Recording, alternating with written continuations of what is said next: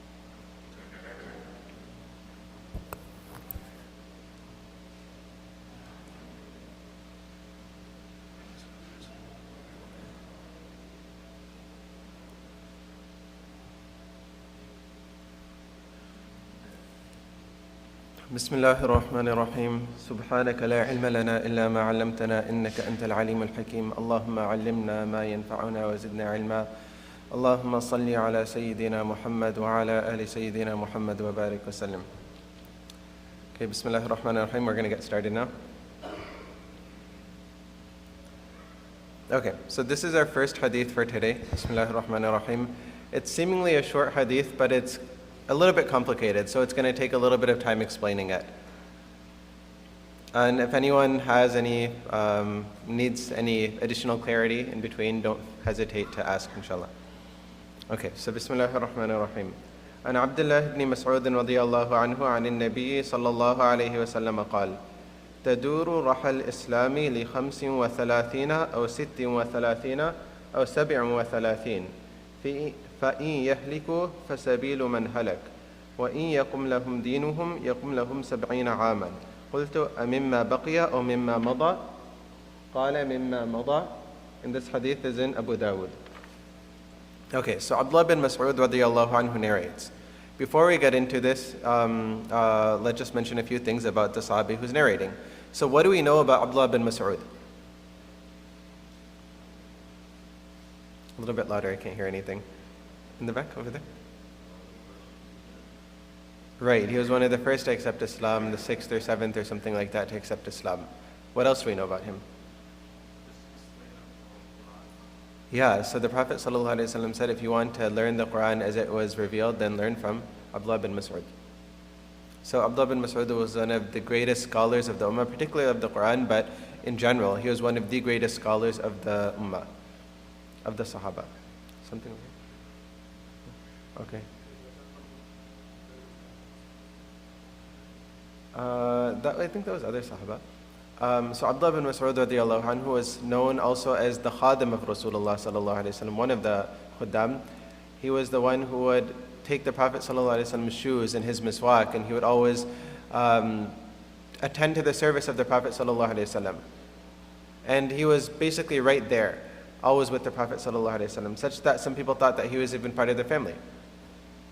And then through this khidmah, and through of course his sacrifice and the fadl of Allah Ta'ala granted him immense knowledge, such that he was recognized to be one of the greatest scholars of the Ummah. Sayyidina Umar radiyallahu anhu, during the time of his khilafah, he sent him to Iraq, he sent him to Kufa to become a teacher over there, to teach people. And he said that I really, really need you for myself, because I really need the knowledge that you have. But I'm giving preference to the ummah over my own needs, and I'm sending you over there to teach people. So that was Abdullah bin Mas'ud radiallahu anhu. He passed away in the Khilafah of Sayyidina Uthman radiallahu anhu. So he says that the mill of Islam will go around till the year 35 or 36 or 37. Then if they perish, they will have followed the path of those who perished before them. But if their religion is maintained, it will be maintained for 70 years. I asked, does this mean 70 years which remain or 70 years which are gone by? He replied, it means 70 years that are gone by. Okay, who understood this? No hands, right? Okay, if I just read this without taking a long time to understand it, I wouldn't have really understood it either. It's very confusing. So it'll require some deal of explanation. Okay, first of all, the first thing it says is that the mill of Islam will go around. Does anyone know what a mill is? Does anyone not know what it is? Maybe I should ask that. What is a mill? Okay, I put a picture just to visualize.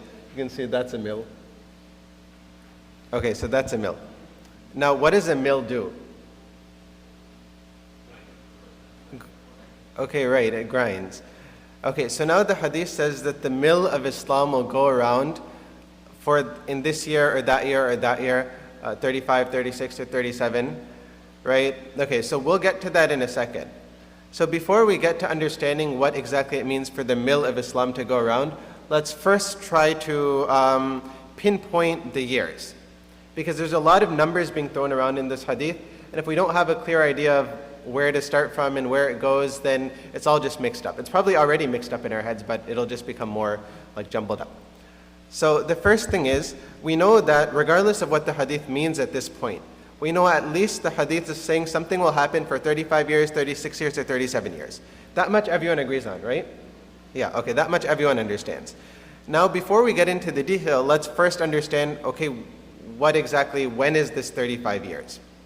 So, we can start counting from different places. So if we start counting from the beginning of the prophethood, and then we count 35 years from then, how long was the duration of prophethood?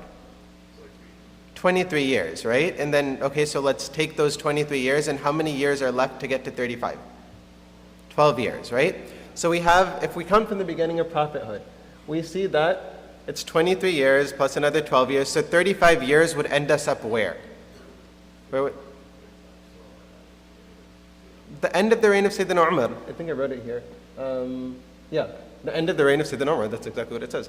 Okay, so Sayyidina Abu Bakr radiallahu anhu was Khalifa for how long?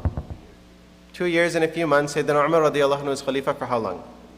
10 years and about 6 months, right? So together, that's 12 years and some months, about 12 years and 10 months. So if we count the 23 years of prophethood and then the 12 years afterwards, we get to right around the end of the reign of Sayyidina Umar radiallahu anhu. Is everyone with me up till this point? Keep in mind, you will be confused right now because we haven't yet discussed what exactly this means. But that's okay, everyone's confused at this point. So you're not alone. Okay? So we know something is happening at the end of 35 years. We'll get to that in a second. So 35 years pass from the advent of prophethood. And then it's the end of the reign of Sayyidina Umar. And that happened, you can say 35 years later or 35 years and 10 months later. So then the hadith says 35 or 36 years or 37 years. So we see at least the first two would make sense, right? 12 years and 10 months of Sayyidina Umar radiallahu, that was the end of his reign, so about 35, 36 years, right? Okay, everyone's with me up to this point. So that's if we start counting at the beginning of prophethood. Okay, yeah? Oh no, I'm just breaking up the 35. So the question is, where does the 23 years come from? So I'm just showing where we start counting from. So if we start counting from the beginning of prophethood, then what happens after counting 35 years? So we count, the period of prophethood, which happened to be 23 years. So that's 23 years of the 35 years that have gone. And then we still want to get to 35. So how many years are remaining? 12, right? And then 23 plus 12 is 35, right? You with me? Okay. So up till that point. Now, up till that point, hopefully everyone understands. Now we can say 35 years from the passing of the Prophet sallallahu alaihi wasallam. Okay? So the Prophet sallallahu alaihi wasallam passed away in which year? Anyone know? I think I might have mentioned it before. He was 63 years old, but which year on the Islamic calendar? The 10th year, right? 10th and actually at the beginning of the 11th year. Okay, so that's when the Prophet ﷺ left this world. Okay, so let's start counting from his passing. Now, first of all, what happened after his passing? There was the Khilafat al-Rashida, the era of the rightly guided caliphs. And how long did that period last for? 13 years? 30 years, right? And we just did this hadith actually the day before yesterday, that the period of the Khilafat al-Rashida will last for 30 years. Remember, everyone remember that? We discussed that. If you don't remember that, then sorry, see me afterwards. Okay, so that's 30 years. And now, so after 30 years, the Khilafat al-Rashida finishes. And then what happens afterwards? Who becomes the Khalifa? We discussed this in a previous session. Sayyidina Muawiyah. So then we want to get to 35, 36, or 37 years. Right? So then at 30 years passed of the Khilafat al-Rashida, remembering where are we counting from in this? After the Prophet ﷺ passed away, right? Okay, so 30 years passed for the Khilafat al-Rashida, and then additional 5, 6, or 7 years. Where would that land? Where would we end up with that? Right in the middle of the reign of Sayyidina Muawiyah radiallahu anhu. Okay, so, and then, or we could count from Hijrah, right? And then we would end up at the 35th year after Hijrah, 36th or 37th year. Okay, so these are 3 different starting points. Everyone with me up till now? Okay. Okay, 3 alternative starting points, and hence if we start at different places, then we're going to consequently end at different places too, right? So then based on where we start, whether we start here, here, or here, we're going to end here, here, or here, right? Okay, so we're going to end at different places. Now the question is, what does this mean?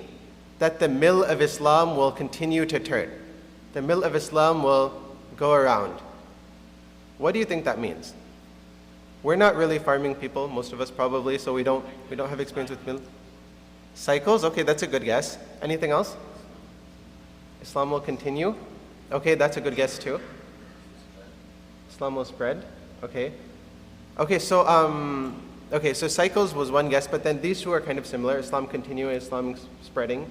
Right, those are a little bit similar. Anything else before I give my 2 cents? Oh, sure.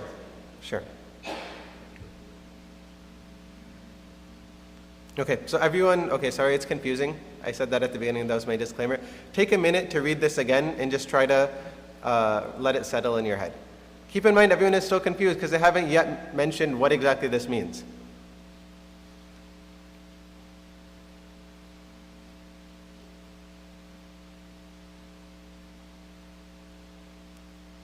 Okay, I don't know what your reading speed is, but I'm guessing that you're done by now. Not you, but everyone. Okay. Okay, a few more seconds. Okay, so hopefully everyone saw the hadith again. Now going back. Actually, you know what? I'll just leave it on this slide. We don't need this right now.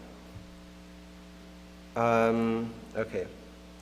So now it says, okay, over here it's a literal translation. The mill of Islam will go around. And we said that a lot of people guessed that, okay, one person said cycles, which is a good guess too, but a lot of people mention things that sort of deal with prosperity. Islam prospering for this amount of time, right? Islam spreading, Islam continuing, all that is basically prosperity, right? So this is how some commentators have explained it, that this hadith is talking about Islam prospering for this time period, 35 years, 36 years, or 37 years. Okay, is everyone with me up till this point? And then we can kind of picture that because I guess if a mill is turning, then it's a sign of prosperity or something. I'm not a farmer, so I don't really know so much about it, but that's what I'm guessing. Okay, so everyone with me up till this point. Now, based on the fact that we understand at this point that this hadith is talking about Islam prospering, let's try to fit it up with the different breakdowns that we have, and we'll see how does it fit. Okay, can we do that? Okay, sorry, this is confusing. If anyone doesn't understand, stop me, and then hopefully I'll try to clarify.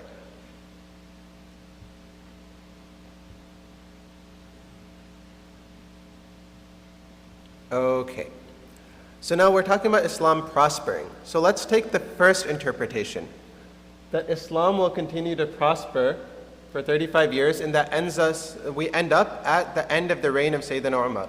Did Islam prosper up till then? Yes. So that seems to be an acceptable explanation. It says 35, 36, or 37 years. And in the beginning of the Khilafah of Sayyidina Uthman, was Islam prospering? Yes. The fitna only happened when? In the second half of the Khilafah of Sayyidina Uthman. So Islam was prospering. So it seems that if we take that opinion of Islam prospering, then this makes a little bit of sense. This makes some sort of sense, right? Everyone with me up till that point? Okay. Now what about if we take it in the time of, what about if we take the second explanation? That we're starting our counting from where? After the passing of the Prophet ﷺ. Now Islam prospers up till that time, basically up till the middle of the reign of Sayyidina Muawiyah. Do you think that that makes sense? Is that a suitable explanation for the hadith? Okay, one person raise their hand and tell me. Okay, go ahead. Not really? Why not? Okay, very good. Okay, so the brother is mentioning that this doesn't seem to be the best explanation. And again, our explanation is that Islam prospered up to the middle of the reign of Sayyidina Muawiyah. Why is that not acceptable? He said because there's some problems beforehand. There were some battles, some wars. We talked about it in the previous days. Battle of Jamal, Siffin. So many things are happening. So did Islam prosper? I mean, all the way up till the middle of the reign of Sayyidina Muawiyah, or were there some issues? There were some issues. And then on top of that, during the reign of Sayyidina Muawiyah, did the prosperity suddenly stop in the middle? It was prosperous for that entire period of 20 years.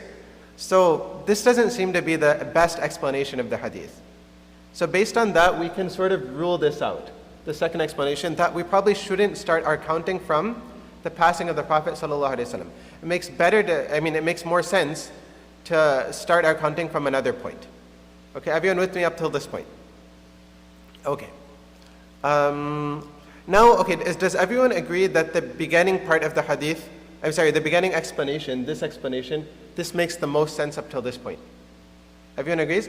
Does anyone see any problems with this?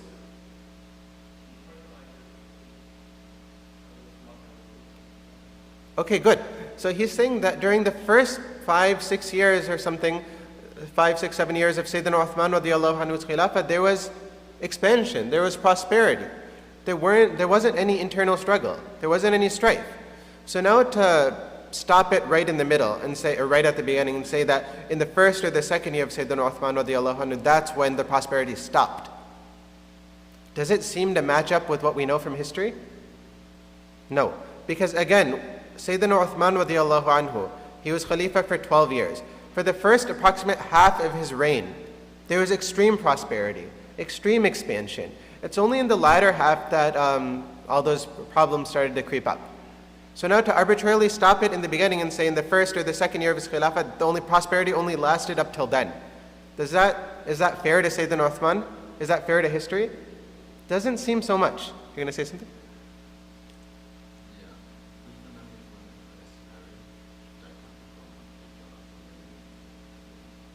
Oh, yeah, that one I haven't mentioned yet. Yeah, I haven't mentioned that one yet. I'm about to. Yeah. Okay. So up till now, we see that, okay, this explanation seems to be our best up till this point. But there seems to be some problems with it. This explanation doesn't seem to be so good. Yeah?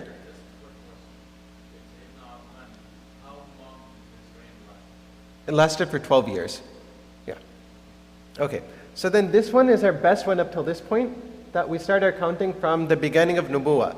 But it seems that there are some problems.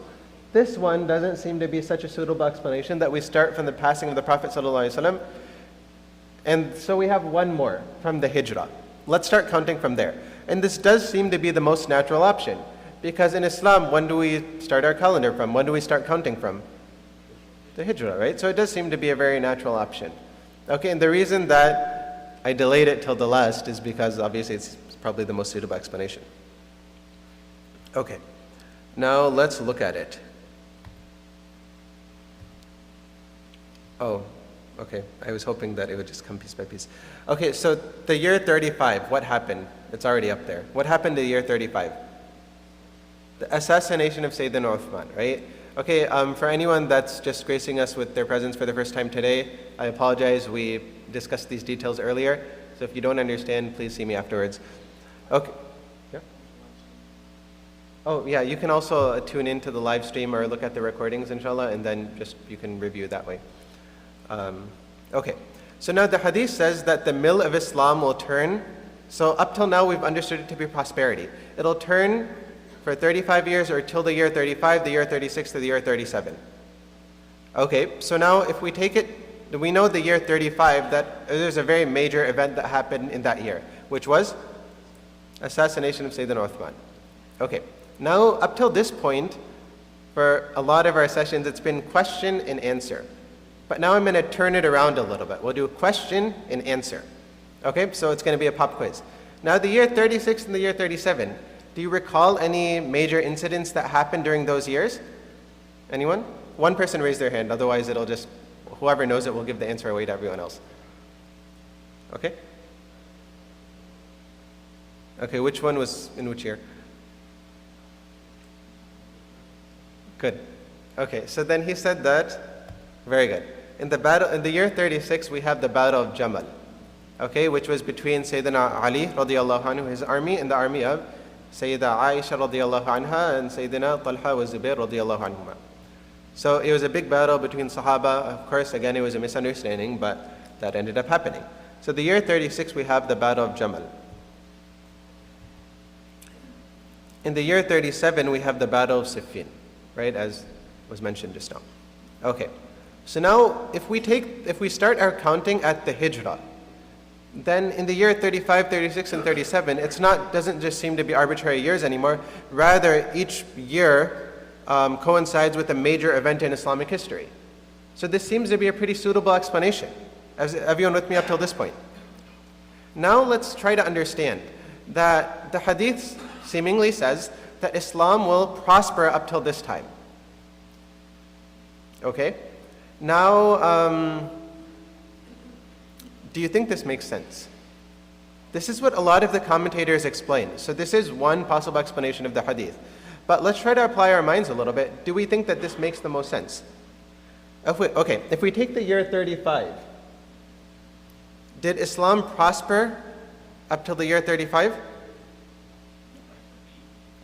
Well, sort of, but there were some problems beforehand, right? There were some problems beforehand. And then, okay, I mean, we'll maybe revisit that. But let's take the year 36 or the year 37. Did Islam prosper up to the year of Jamal? The year 36? What happened before that?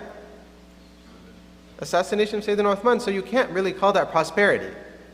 And then if you take the year 37, the Battle of Siffin, there were major battles that happened before that. You, again, can't really say that everything up till that point was prosperity. The mill of Islam was turning. It's hard to say that, yeah? Perhaps it was struggles up till that point? Okay, that's my next point. Just hold that thought, please. Okay, no spoilers. Okay, so now this seemingly, it is an okay explanation, not bad, pretty good. A lot of the commentators offer this as their explanation, but it seems that there are some issues with this, right? Some issues that seemingly it doesn't make so much sense. Okay, so now, okay, there was kind of a spoiler, but whatever. Okay, there's an alternative explanation. When we came across this hadith in Abu Dawud, my teacher Abu Dawud, Mufti Rada al-Haq, he said that people oftentimes explain this to be about Islam prospering. But then there's obviously so many issues that would arise if you take it to be Islam prospering. But he said, what does a mill actually do? Now, coming from suburban Chicago, Naperville, I don't really know what a mill does so much. I've never seen a mill in action myself. But then I read on Wikipedia, so now I have a better idea of what a mill does. So now hopefully you guys are more educated than myself. You tell me, what does a mill do? It grinds, it crushes. Do you understand? So is that necessarily prosperity? No, it's crushing, it's grinding. So then the Prophet ﷺ, through this hadith, he's prophesizing that some major events will occur in the year 35, the year 36, and the year 37. Muslims will be ground. They'll be crushed. Of course, not literally, but things like that happen. There were thousands of casualties in Jamal, tens of thousands of casualties in Siffin. Muslims. So they're being crushed. They're going through very difficult circumstances. So if you take this explanation, that it doesn't refer to prosperity, because as you can see, there's so many issues with that, but rather what does it refer to? Grinding or adversity, right? It refers to adversity. Then you can see that all of a sudden everything fits together very well.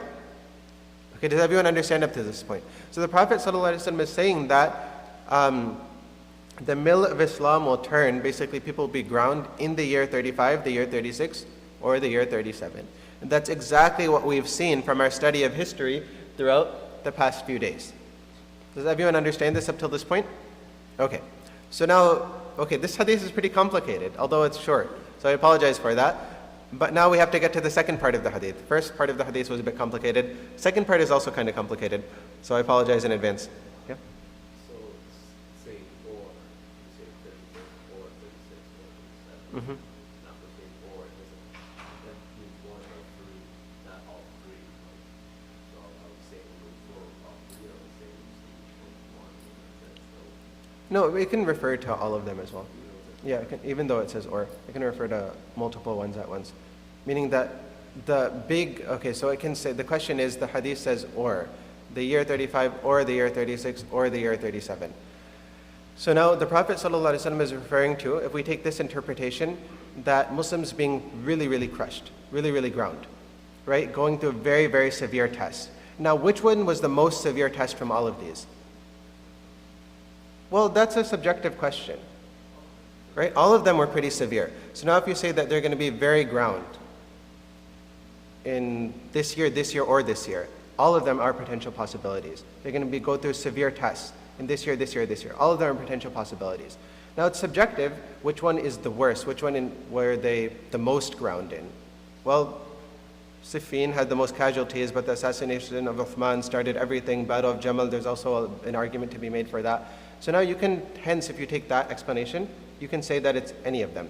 And then since the Prophet ﷺ said this, or this, that means that he's presenting all of them as suitable possibilities. So he's indicating through this, or this, that there can be problems, or there will be problems in any of these years. Now, which one has the worst of the problems? Which one is the most grinding? You'll have to assess for yourself. You understand? Okay.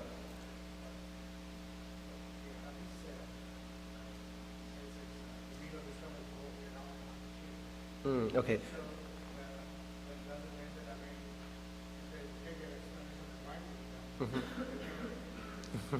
So that's a good question. I wasn't planning on addressing this, but since you asked, he said the hadith says that the mill of Islam will go around until this year, or this year. Okay, so now the word lam in Arabic has many different meanings, right? تدور رحل الإسلام لي 35 أو 36. So now if you take the explanation of prosperity, then people would interpret the lam to mean until. And if you take the explanation of grinding, people interpret the lam to mean fi, in that year, or in this year, or in that year. Okay? So up till that point, that's the beginning part of the hadith. Actually, I had a lot more to discuss today, many more hadith, but this one is taking a long time. Okay, now mill turning, what does it mean? Already discussed. Okay, now this is the second part of the hadith. Okay, this is just a translation that I copied and pasted again. Can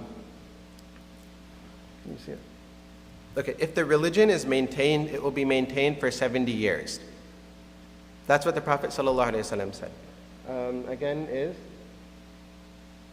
I don't know exactly where it is. فَإِن يَقُمْ لَهُمْ دِينُهُمْ يَقُمْ لَهُمْ 70 عَامًا.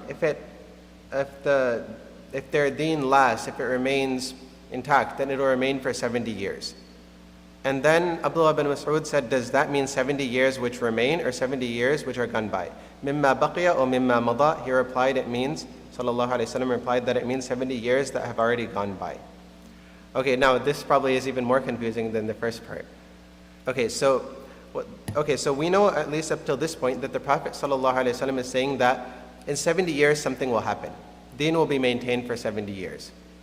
Everyone understand up till that point? Right? Okay, at least that much we understand. Now Abdullah bin Mas'ud is saying, well, where do we start the 70 years from? From those which have gone by, or do we include those years that already went by? Do we include that in our counting?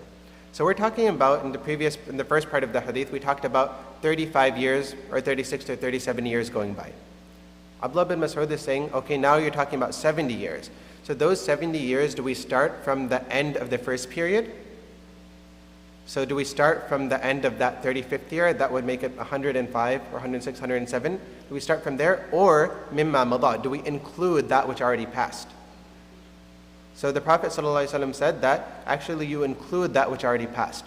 So he wouldn't be alluding then to the year 105, 106, or 107. Rather, which year would he be alluding to? 35, 34.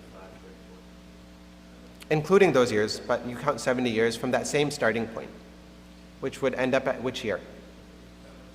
70, right? So in those years, 35, 36, 37, we started from Hijrah, right? So then we just count 70 years from Hijrah, so we end up at the 70, 71st, 72nd year of Hijrah. Okay, does everyone understand up till this point? Okay, so 35 years, add another 35 or 36, you get to 70, 71, right? So you start from the same starting point, which is Hijrah, count 70 years, you end up at the year 70, 71, or 72. Right? Everyone understand? Brother Hussam, you okay? I thought it was 35 from Hijrah and then add another 33 to 45. Yeah, that's right, 35 from Hijrah. So then that, Hijrah and then do 35. then you add another 35, you get to the year 70, right? If you count 35 from Hijrah, plus another 35, you get to the year 70, right? Okay. Are you okay? Okay. Okay, hopefully everyone gets it. If you don't, then you can see me afterwards or ask if it's a very pressing question. We get to the year 70, okay? So we start from Hijrah, count 70 years, we get to 70 years after Hijrah. Does that make sense? Okay. Now the Prophet ﷺ is saying, depends on how we interpret it, but he's saying that the deen of Islam will last, or deen will be maintained for 70 years. So now our question is, what happened after the year 70 Hijrah? Let me just stand up. Okay? I'm blocking your view. Sorry. But it's up here, I think. Are you okay? Can you see? Yeah. Can you see too? Okay. Okay. So now what happened after the year 70 Hijrah? We know that something is happening up till the year 70, 71, 72. So now if we take the interpretation to be that the deen of Islam will prosper, deen will last up till that time, of course in its full form, then we say, okay, then historically, let's look. What happened after the year 70? Does anyone know without peeking? If you peek, then you're disqualified from answering right now. Sorry? You already peeked? Okay, so just tell me, what happened in the year, around the year 70? Sayyidina Abdullah bin Zubair radiallahu anhu, he was killed in that time, in the year 73. Now Abdullah bin Zubair radiallahu anhu was a Sahabi, who was also a ruler of Hijaz. He had his own khilafah that was operating from Hijaz, Mecca and Medina. So now he was a khalifa, but then the Umayyad khilafah didn't like that, so then they sent people, Hajjaj bin Yusuf, to kill him. And then sure enough, Sayyidina Abdullah bin Zubair, who was a Sahabi, and everyone around with him, they were all killed. Abdullah bin Zubair radiallahu anhu was a great Sahabi. He was when the Muslims had come to Medina, for some period of time, none of the Muhajirin had any children. And then the Jews who lived in Medina at the time, they began saying that we cast a spell on you. We did some black magic, some Kabbalah, and now you're not able to have any children anymore. The Muhajirin, that's why you don't have any children. So the Muslims were very grieved by this. They said, really, did this happen? Is that why we're not having any children? And sure enough, some months later, Sayyidah Asma bint Abi Bakr radiallahu anhu gave birth to Abdullah bin Zubair radiallahu anhu. Sayyidina Abdullah bin Zubair was the grandson of who? Abu Bakr radiallahu anhu, right? And his maternal aunt was his mother was Safiya radiallahu anha, who was the aunt of the Prophet sallallahu alaihi wasallam.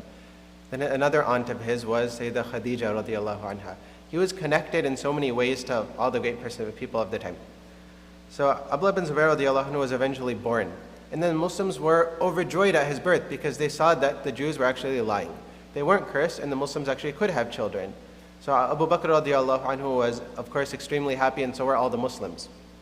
That was when he was born, in the first year after Hijrah. Now, fast forward 73 years. He's killed. And now he's killed in Makkah in a very brutal manner by Hajjaj bin Yusuf. Now the Umayyads, Hajjaj bin Yusuf, he's overjoyed that he killed Abdullah bin Zubayr. And they're all partying. And then there is a Sahabi, I think it was Abdullah bin Umar radiallahu anhu, who walked by. And he said, Wallahi, there's a group of people who are making takbir when he was born. And now you're making takbir when he's killed. And I testify by Allah that the group of people that was making takbir when he was born was far better than this group that is currently making takbir when he passed away. So Abdullah bin Zubayr radiallahu anhu was a great person. He was the last Sahabi to be a Khalifa. And he was killed. So if you take the interpretation of it to be that Deen of Islam will last, I guess in full-fledged form, then up till the year 70, 71, 72, then you'd say, okay, well, what major event happened? And the major event that happened around that time was Sayyidina Abdullah bin Zubayr being killed. Okay, so that's one interpretation. Sorry? Start and finish it? Oh, how was he killed? He was killed by Hajjaj bin Yusuf. They sent an army. The Umayyad Khalifa, who was Abdul Malik bin Marwan, sent an army. At the head of the army was a man named Hajjaj bin Yusuf, who was known to be a brutal murderer. And then they basically, they first erected a catapult outside of Makkah, and they started minjanib, and they started throwing boulders inside Makkah. Some of the boulders actually damaged the Kaaba. And then these boulders were decimating the army of Abdullah bin Zubayr. Eventually they marched into Makkah, and the people of Abdullah bin Zubayr were vastly outnumbered. So the army of Hajjaj bin Yusuf, it was the official governmental army. They had huge numbers. They killed the people. Whoever stood up to defend Abdullah bin Zubayr, till the last person standing was Abdullah bin Zubayr. Keep in mind, he was over 70 years old at the time. He was like 73 years old. And then he stood single-handedly, and he fought for as long as he could. And he was known to be a very, very brave, strong warrior. But eventually he fell, and they killed him. And that's what happened. Okay, so now that's one interpretation. But now somebody might present the question saying that, well, wait a minute. If you look at the overall spread of Islam, Islam continued to spread vast and wide after that time. Because shortly after that was the reign of Walid bin Abdul Malik, who conquered vast areas of land. And the Umayyads, basically, they did conquer most of the Muslim world that was conquered during the reign of the Umayyads. So Islam spread far and wide. Around that time, Spain was conquered. And then Muslims began their own civilization in Spain. And then, it spread east, spread west. So you can say that, was Islam still spreading in this time? It was. So can you say that Islam lasted only up till around 70 years? It was still spreading. So now some people might accept this first explanation of pinpointing this at Abdullah bin Zubayr. Other people will say, well, Islam was still spreading. So now others, people of the second group, they'll say that, well, let's take it from another angle. Let's say that we can't really say that Islam stopped spreading. Islam stopped being prosperous up till after the year 70, because it continued to spread. So instead, we can see very clearly from history that Islam continued to spread. So rather, let's say that 70 is not meant to be an exact figure. In Arabic, sometimes the word 70 is used just to denote a very big number. Like, for example, in English, what's one number that we might use to denote a very big number? We don't exactly intend that number exactly, 1,000 or 1,000,000. I'll say that I called you 1,000,000 times, you didn't pick up. Did you really call someone 1,000,000 times?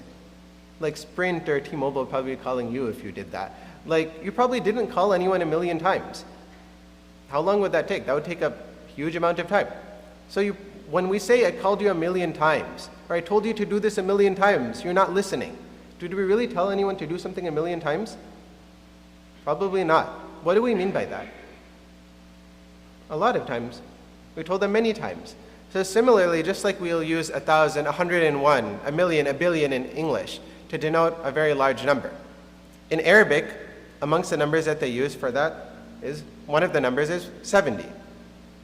So then, so this explanation, this second group, what they'll say is that 70 is not intended to be exactly 70, but rather just intended to be many years.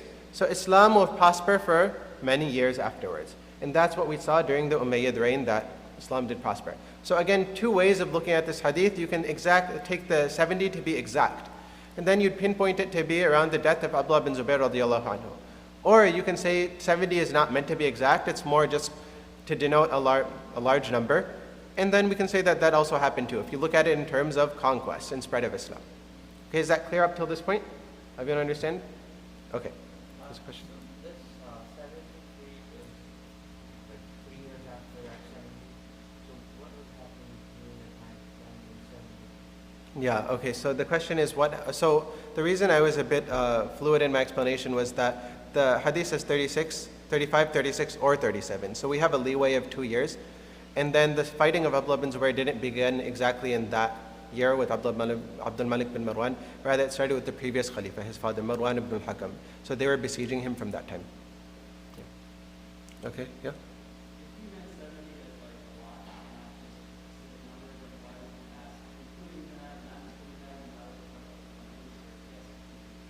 Even if you take, yeah, the question is that if 70 is just meant to be a large figure, not necessarily like exactly 70, then why would the Sahabi Abdullah bin Mas'ud ask including that, not including that?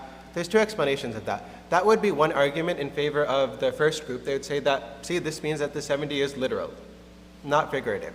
And then the second group would just say that, no, it can just mean a long period of time. Let's just say, for example, like many years, let's say 100, 150 years or whatever.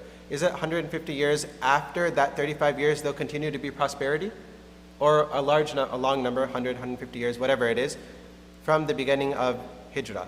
There'll be prosperity for that time. So even if you take it to be a large number, I mean, you'll still have to look at for how long was it prosperous. You understand?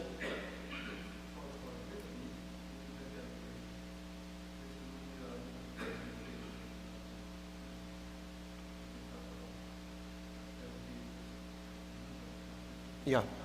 Yeah. Yeah, so those would be arguments in favor of the first group. I mean, arguments for them.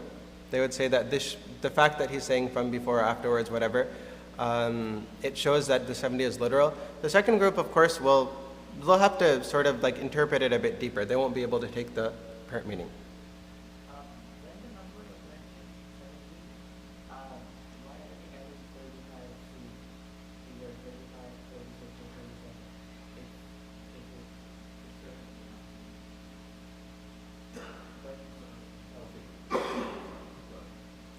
Okay, just see me afterwards, inshallah, we can discuss it more. Okay. Okay, now moving on. This is our second hadith. Now this is something that I wanted to address. It's kind of a controversial topic, so I apologize in advance, but it's something that I feel does need to be addressed. Okay, so here goes. If I offend anyone in saying this or whatever, then apologize in advance. Bismillah ar-Rahman ar-Rahim. عن ثوبان رضي الله عنه قال قال رسول الله صلى الله عليه وسلم إذا رأيتم الرايات السود قد جاءت من قبل خراسان فأتوها فإن فيها خليفة الله المهدي رواه أحمد والبيهقي. This hadith is reported by Imam Ahmad and Imam Bayhaqi in Dalail al-Nubuwah. So Thawban radiallahu anhu narrates that the Prophet sallallahu alaihi wasallam said that when you see the black flags coming from Khurasan, which is a region around current-day Iran, go to it. For therein is the Khalifa of Allah, the Mahdi, narrated by Imam Ahmad and Imam Bayhaqi. Okay, there's a lot of considerations with this. I didn't write them because I'll just say them. Okay, first of all, has anyone heard this hadith before? Okay, has anyone not heard this hadith? Yeah? Okay, that's fine. Okay, so this is a hadith that causes a lot of confusion. And this is a controversial topic or something that is not something that people like to discuss so much due to the fact that it's so politically intertwined, but yeah, I'll just have to discuss it. I just want to take it head on. So yes, many people have seen this hadith, and this hadith has caused, many people have misunderstood this hadith, and they've taken this hadith to be, to refer to something completely different from what it refers to. So when you see the black flags coming from near Khurasan, then go there. For indeed the Khalif of Allah, the Mahdi, is there. So people have taken this hadith and they've actually left their homes, some of them in Western countries, and they've gone to the so-called Islamic State and they've joined up with them because they say these are the black flags. And many people, they want to. Maybe they haven't actually made the move yet, but they say that they side with them, they sympathize with them, they say that they uphold high esteem for high regard for these people in their hearts. Because they say, well, they have the black flag, so they must be right. Right? Okay, so I don't know if you've encountered anyone like this, but personally I have. I've met many people who are supporters of this group. and they say, well, they have the black flags. I'm not convinced that they're doing wrong because they have black flags. The hadith says if you see the black flags, then go to them. I've met many people like this, and not here, but overseas, when I was studying, and then they seem to have, they do have this ideology. So let's just discuss this a little bit. I don't want to go too much in detail, but we'll see where this goes. Okay, so that's one question, obviously, that are they from Khurasan? No, they're from Iraq and Sham, which is not Khurasan. So that's very obvious that the hadith doesn't really fit with them. But yeah, so that's one thing that you can say right away. But the second thing is that it's very easy for a group to come hundreds or thousands of years later and see one thing in hadith and then just act in accordance to that, or sort of put up a facade to make it seem that they're resembling whatever is portrayed in that hadith, and sort of to deceive everyone else. So it's easy to take one thing, it's easy to print a black flag, it's easy to print a black flag and start waving it around. But is that the only condition that that the Prophet ﷺ and Allah Ta'ala have put for a valid khilafah? To have a black flag? If that was the case, then I'm sure many alleged khilafahs, alleged countries would qualify as the right khilafah, the rule of Allah, because they have black flags. No, that's not the only thing, right? So the first thing we need to understand is that this group has nothing to do with Islam. It's very easy, as I was saying, for a group to come afterwards and just merely wave around a black flag. But they're missing out on all the other conditions as well. Okay, so one thing to keep in mind, there's a couple of things. One thing to keep in mind is that there is a group that also emerged in the time of Sayyidina Ali radiallahu anhu. We briefly spoke about it in the previous days. Does anyone remember what that group was called? The Khawarij, right? So there are people that came and they had this heretical interpretation of Islam. And then anybody that didn't align with their heretical interpretation, they would slaughter. And now this quality that the Khawarij had, that characterized them, do we see it in this other group that's around today? Very much so. That they have this very far-fetched interpretation of Islam, very heretical interpretation of Islam, and anyone who doesn't align with that, they kill mercilessly. That's one thing. Another thing is that when the Khawarij came out, they had some arguments, and anyone who had any bit of knowledge could see through their arguments very easily. But some people maybe weren't so educated. And then they said, well, I don't know if what they're doing is right or not. So now for the people that had knowledge, they very easily knew not to side with the Khawarij. What about everyone else? What was their indicator for knowing not to side with the Khawarij? Now I'm talking about the historical Khawarij that emerged during the time of Sayyidina Ali. So the scholars knew that these people are wrong, their interpretations are completely false. But what about everyone else? How would they know? What was the indicator for everyone else? Exactly, very good. Brother Hussein got it. The people of knowledge didn't follow. So now the Khawarij emerged. It was a time in which there were many Sahaba around. How many Sahaba joined the ranks of Khawarij? 0. 0 Sahaba joined the ranks of the Khawarij. How many of the Ahlul Ilm, the ulama, joined the ranks of the Khawarij? 0. So what does that show? Maybe you don't understand the situation yourself, maybe I don't understand it myself, but at least what we can do, common sense would dictate, well, let's ask people, let's see what people who do have knowledge, what are they doing? Not any of the ulama, not any of the Sahaba joined the Khawarij. So that was a very strong indicator that the Khawarij were completely on batil. Now just a second please. Just let me finish please and then we can discuss. Okay. So now that's something to keep in mind. Now, one of my teachers in South Africa, I heard this actually from a few ulama, but I asked, okay, we hear about something called ijma'. In usul al-fiqh, Islamic legal theory, you learn that there's different masadir of the Sharia, different things from which the Sharia is established. One is the Quran, Sunnah. The next one is ijma', scholarly consensus. I said that when we read about ijma' in books, then we hear about things like the Khilafah of Abu Bakr. All the Sahaba agree that Abu Bakr radiallahu anhu is to be the first Khalifa. We read about things like the Jama of the Quran, the compilation of the Quran in the time of Abu Bakr and then in the time of Sayyidina Uthman. All the ulama, basically everyone agreed that this is something that's right. We hear about Taraweeh. Sayyidina Umar radiallahu anhu instituted 20 rakats of Taraweeh. All the Sahaba agree. So these things are examples of ijma'. I said, what about today? Can there even be ijma' in our time? There's so many different scholars, so many different groups. how are they ever going to all see eye to eye on one issue? Because it seems that in every fiqh conference that happens, there's so many different views that are presented. It doesn't seem that anyone comes to a consensus on one thing. I said, is there any example of ijma' today in our day and age? And he said, yes. I was like, what? Really? What is an example of ijma'? And he said, the fact that ISIS is on batil. All the ulama today, anyone that you ask, be they ulama of Sham, from that very place, ulama of Turkey, ulama of India and Pakistan, ulama of Indonesia, there's not any disagreement that ISIS is on batil amongst ulama. So that's one example of ijma' today. So now if we don't understand the situation ourselves, then what do? We look to the ulama, and we see that none of the ulama have said anything good about them. All of them agree that this group is on batil. Okay, that's one point I wanted to touch on. Another point I wanted to touch on, that for a group to be on haqq, then they need to have proper aqidah. And this group very evidently does not have proper aqidah.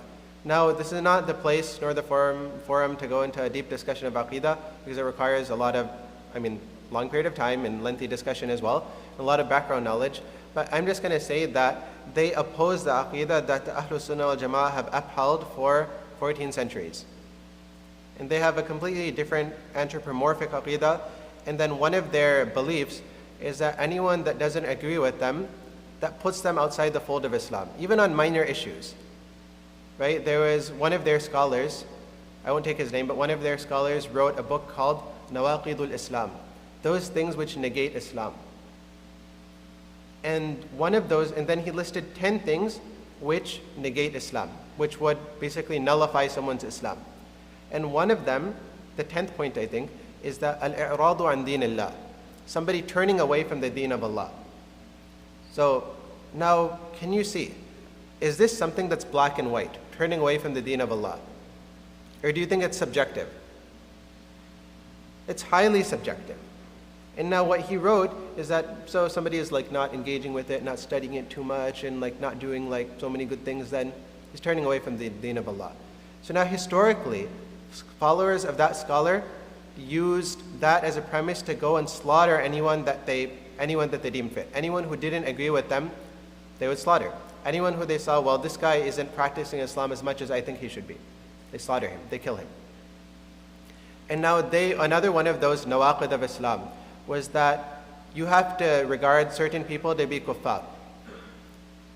And again, those things that would qualify somebody to be a kafir in their books was not anything that was clearly stated in the Quran and Sunnah. So you regard certain people to be kuffar. And if you don't agree that that guy is a kafir, then you're also kafir as well. Right? Okay, so let's just say that someone considers person A to be a kafir. Now they ask you, what do you think about person A? Like, well, I don't really know him so much. You're like, well, do you consider him to be a kafir or not? And then you don't understand, maybe might not even understand the intricacies of the aqidah that they're talking about. So you say, well, I don't really know. So then you're a kafir as well. So this group that's prevalent today, they had some degree of prominence at some point, they use the same premise. So they employ these 10 nawaqid of Islam, these 10 points which negate Islam. Anyone that doesn't agree with their interpretation is also kafir. They slaughter him. Anyone that is turning away from the deen of Allah, whatever that means in their books, they also slaughter him. So do you think that this is the way of Nabi Sallallahu Alaihi Wasallam? Is this the way of the Sahaba? We did before, a couple of days ago, we did a hadith that يُصْبِحُ الرَّجُلُ مُؤْمِنًا وَيُمْسِي كَافِرًا, that the fitan will be such that a person will be a believer in the morning, but by night he'll already be a disbeliever. Or be a believer by night, but by morning he'll already be a disbeliever. Now there's two interpretations that I mentioned. One interpretation that I mentioned was that somebody adopting heretical beliefs, that puts him outside the fold of Islam. There's another interpretation that I mentioned too. Does anyone recall? No? Okay, that's fine. I remember. That second interpretation was that if somebody regards spilling the blood of a fellow Muslim to be halal, he's regarding something haram to be halal. And that puts somebody outside the fold of Islam if you regard haram to be halal. So now, does this apply to anyone more apparently than these people? No. Right? So spilling the blood of a fellow Muslim and regarding that to be halal, that's something that puts somebody outside the fold of Islam. يُصْبِحُ الرَّجُلُ مُؤْمِنًا وَيُمْسِي كَافِرًا. And now the Prophet ﷺ, when in these ahadith of fitan that we've been discussing, what did he advise to do in times like this? You see people fighting, people slaughtering, should you go join them and join the fight? Kunu ahlas al-buyut. The Prophet ﷺ said, he said, be like the rugs in your house. Stick to your house, don't go anywhere. Stick with the jama'ah. Another hadith that we actually did a couple of days ago. Sayyidina Hudayfa said, what do you advise me? The Prophet ﷺ said, ilzam jama'at al-muslimin. Stay with the large majority of the Muslims. That's very clear. That is the large majority of Muslims, do they agree with these people or not? No. So if we want to follow the advice of the Prophet ﷺ, what do? We stay with the large majority of Muslims. Right? Okay, so that's something to keep in mind. And the Prophet and then Sayyidina Hudayfa said that what if there's no majority of Muslims, then what do? Prophet ﷺ, what did he say then? So then stay away from all the groups. Stick to yourself. Right? So this is something that we can try to implement. So I'm just mentioning this because I've encountered some people that had this idea, and I just wanted to try to dispel this notion. One person that I encountered, he said that, well, I'm not convinced that they're wrong because they do have black flags. Well, this person, with all due respect to him, but he hasn't studied anything. If you just see one hadith, and then you leave everything else, all the other ahadith that talk about characteristics of righteous people, characteristics of the group that's on haqq. They need to have the right aqidah, they need to be following the sunnah, they need to be doing this and this and this. If you just see one thing and you're not aware of all the other things, then obviously you're going to have a very skewed understanding. That's one thing. And another person, he was a student in a madrasa, and then he was, with all due respect to him, he was a very, very weak student. And then he was a very strong supporter of this group. And then I asked him, I said, what is wrong with you? What are you thinking? And then he said, no, they're right and all that stuff. And he was just a very strong supporter. And I said, how can a group that has such faulty aqidah, how can you follow them? When you yourself, you say that, he doesn't maybe understand the intricacies of aqidah, or even maybe the basic tenets, but at least he says that I follow the main group of Muslims in aqidah.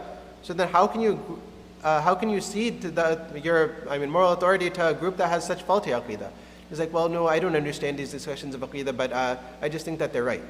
Well, with all due respect to someone like that, if you don't understand these discussions of aqidah, if you don't understand the large majority of what the scholars are saying, or what the large body of hadith that talk about the characteristics of a righteous group and the right khilafah, if you don't understand it, then if you don't understand it yourself, then you have to ask those who do.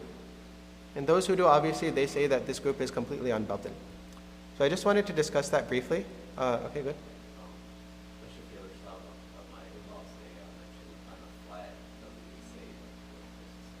It doesn't? Okay. I haven't seen it. Okay, I didn't look too closely myself. Oh, does it? Okay.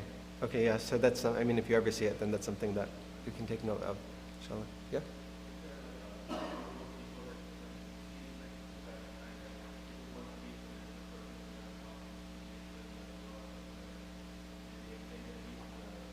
Yeah. Okay, good. So this discussion it arises through another hadith, so I was waiting for that, but I'll just mention it since you brought it up. So in the year 1979, a very, very big event happened that shook the Muslim Ummah. Does anyone recall? 1979, yeah. Yes, okay, so there was a man named Juhayman. He was a Bedouin, and he rallied some people together, and they basically took control of the Kaaba, of Masjid al-Haram, and so they basically laid siege to it. Not laid siege to it, but they took control of it for a period of about 2 weeks. No one was allowed to go out. They made makeshift bathrooms in the Haram itself. They were killing people left and right, and eventually the Saudi and Pakistani forces came and they did away with these people. But these people, everyone recognized them to be Khawarij. Is there anything in Quran or Hadith that says that, should you shed any blood in Masjid al-Haram? وَمَنْ دَخَلَهُ كَانَ آمِنًا. You're not even allowed to pluck you're not even allowed to remove the foliage, the plants that grow within that area of the Haram. So now to shed the blood of a fellow Muslim, completely out of the question. And now they took control of Masjid al-Haram. There were snipers on the minarets. There's a book in English called The Siege of Mecca. Anyone wants to read about it, you can read that book, The Siege of Mecca. I think it's written by a white guy. But it's written like, it reads like an action-packed movie. It reads like a thriller. So once you start reading it, it's hard to put it down. So you can look there for more detail. But the point is, what did they say? What did they do? This is a point that the brother was highlighting, and I'll highlight myself too. That they saw that the ahadith about the Mahdi say that his name will be Muhammad. His father's name will be Abdullah. His name will be like my name, and his father's name will be like my father, as the Prophet ﷺ said. So now there's a guy whose name happened to be Muhammad, which is a very common name amongst the Arabs and I guess in the Muslim world in general. His father's name was Abdullah. Again, a very common name. So somebody went and told this guy that, hey, did you ever think about being the Mahdi? And he's like, what do you mean? And he's like, well, your name is Muhammad, your father's name is Abdullah, so you should consider it. So basically that's what happened. Read the book, The Siege of Makkah, and then you'll see. But you can see that these people had a very, very faulty understanding of Islam. But yet they took one hadith, leaving everything else, and they tried to promote their agenda under the guise of one hadith. So that's what this type of narrow understanding, this faulty, limited understanding will get you. If somebody has a very limited understanding of Quran and Hadith, they're not the ones to be issuing rulings. They're not the ones to be making statements, because it leads to things like this. May Allah Ta'ala protect us. Okay, so now, we are supposed to start the discussion of the Dajjal. I guess most of it we'll leave for tomorrow, but what we can do at least is just read a few of the Hadith, and then stay tuned for tomorrow's session, because inshallah we'll be discussing in detail about the Dajjal. Okay. When I was little, when I was young, I thought his name was Jal, because I heard people would say the Jal. I thought his name was Jal. But then I saw it in writing, and I saw it was actually Dajjal. So it's not Jal, it's not the Jal, but it's the Jal. Okay. So, anyway, I'll read a few of these ahadith. We won't have time to go into detail, but we'll just go through the ahadith, a few of them, not the longer ones, and then we'll inshallah go through the longer ones and discuss all the things that need to be discussed tomorrow. Okay. عن عمران بن حسين رضي الله عنه قال سمعت رسول الله صلى الله عليه وسلم يقول ما بين خلق آدم إلى قيام الساعة أمر أكبر من الدجال. Imran رواه Muslim. This hadith is in Muslim. Imran bin Hussein narrates that the Prophet ﷺ said that there is no matter, no affair, from the creation of Adam ﷺ all the way till the coming of the hour that is greater than Dajjal. So we understand that the Prophet ﷺ, he highlighted the importance of this issue. He gave put a lot of emphasis on it, such that he would tell the people about it again and again. So now by speaking about Dajjal, what we're doing is we're continuing this legacy of the Prophet ﷺ. He would speak about Dajjal, he would warn the people about Dajjal, and we all want to embody the Sunnah, we all want to revive Sunnahs that don't exist so much, or that aren't so prevalent anymore. So by speaking about Dajjal, we're actually reviving the Sunnah of the Prophet ﷺ, and also we're finding out more about him, and then through that we recognize also about how to protect ourselves. Okay, so that's one thing. عن عبد الله I think Abdullah bin Mas'ud رضي الله عنه قال قال رسول الله صلى الله عليه وسلم إن الله لا يخفى عليكم. Allah, the Prophet صلى الله عليه وسلم said that Allah is not hidden. Allah is not concealed. Allah Ta'ala is not hidden from you. إن الله تعالى ليس بأعور وإن المسيح الدجال أعور عين اليمنى كأن عينه عنبة طافية. That Allah Ta'ala is not hidden from you. He is not one-eyed. Then he pointed towards his eye, adding that the Masih ad-Dajjal is blind in the right eye and his eye looks like a protruding grape. Okay, so there's different narrations about his right eye is like this, his left eye is like this. So now the obvious question that arises, okay, which one is the messed up eye, the right eye or the left eye? And I'll have to leave you at a cliffhanger because it's already 2:50. Inshallah, that I'll discuss tomorrow. Okay, so there's a very, very long hadith, as you can see over here. This all is just a translation of the hadith that we don't have time to do in 1 minute, so we'll discuss that tomorrow, inshallah. And many of the other discussions that arise about the Dajjal, inshallah, we'll discuss tomorrow. If anyone has any questions, again, as I say every day, please see me afterwards. وآخر دعوانا أن الحمد لله رب العالمين. We ask Allah Ta'ala give us tawfiq to practice upon whatever was said and protect ourselves from these fitnas that arise. وصلى الله تعالى على خير خلقه محمد وعلى آله وصحبه أجمعين.